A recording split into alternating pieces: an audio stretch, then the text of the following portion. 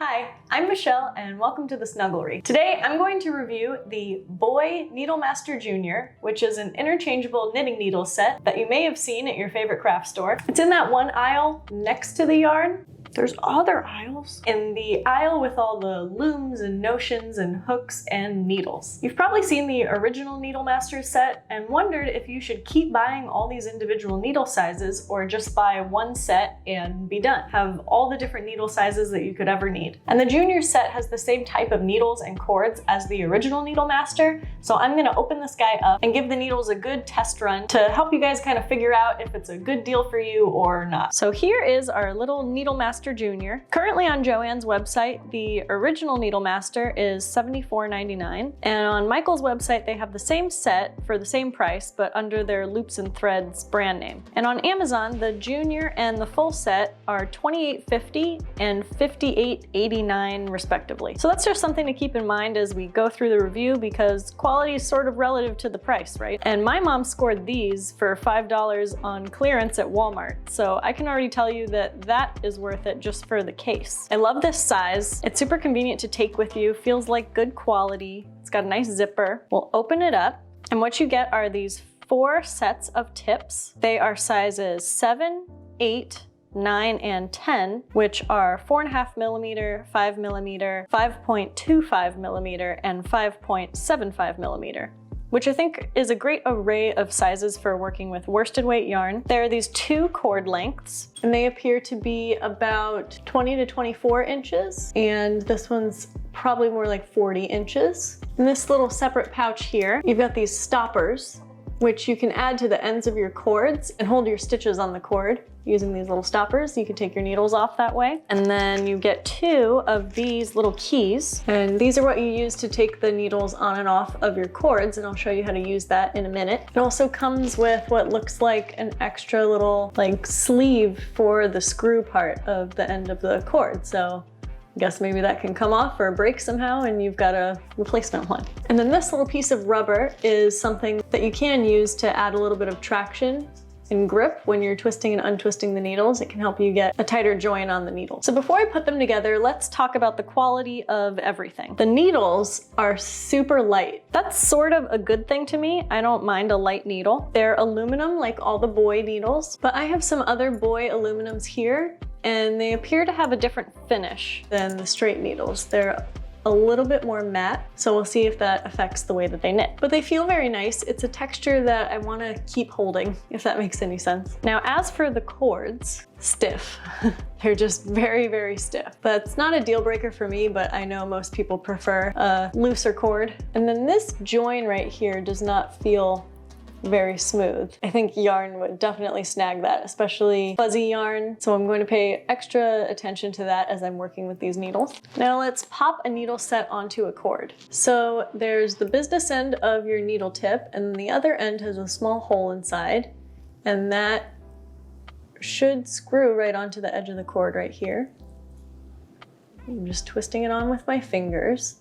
And then once you've tightened it as much as you can with your fingers, see how it's this tiny little cord and this tiny little needle, and I just can't get very much, I guess, torque right here. That's where the key comes in. So you take this little key and there's a hole right here on the side of the cord that my camera doesn't want to focus on, right here.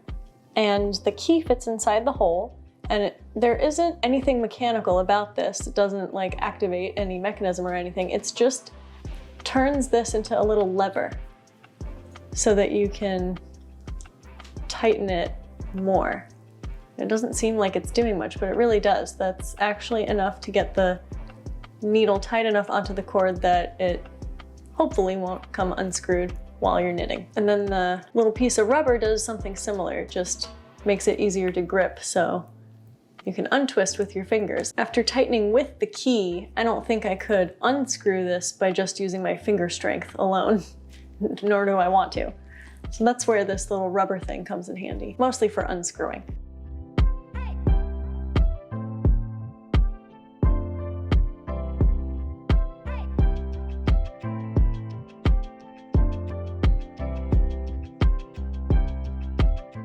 So let's give them a test run.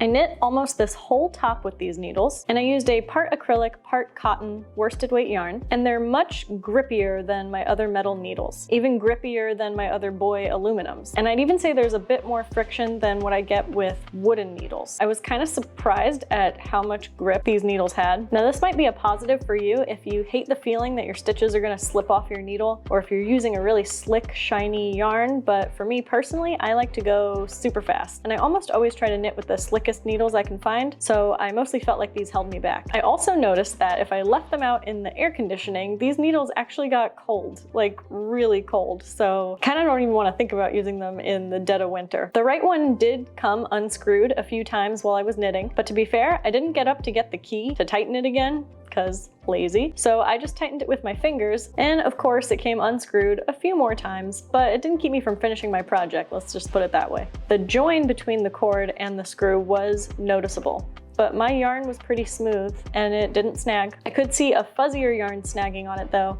Like if it's a yarn that'll snag on your rough fingernail, it'll probably snag that join. My overall takeaway is that these needles are okay. Just okay. They're kind of the bare minimum you'd want from an interchangeable needle set. They'll get the job done, but I don't know how much I'm going to be reaching for these if I have other needles in the same size. Are they worth 28 bucks or upwards of 50 to 75 bucks to get the big set? Absolutely not. You can get a full set of Knitter's Pride interchangeables for a similar price, and they're just higher quality needles, more cord length options. You can choose shorter tips for making hats or anything with a shorter cord easier. I'm not as familiar with Knit Picks needles, but I've heard great things, and they're in a very similar price range. So in conclusion, if you can scoop them up on clearance, or with a great coupon, the Boye Needlemaster interchangeables are for knitters who don't mind a light, cold needle with lots of grip. And if you love the idea of always being able to grab replacement parts and accessories at your favorite big box craft store that you're shopping at anyway, then these might be a good fit for you. But I think if you're going to invest in an interchangeable set in the same price range, I'd look at Knitter's Pride, aka Knit Pro. They have lots of different tip lengths and material options, and all the cords work together throughout their line of needles, so it's a great way to start building up a set. You can go slowly by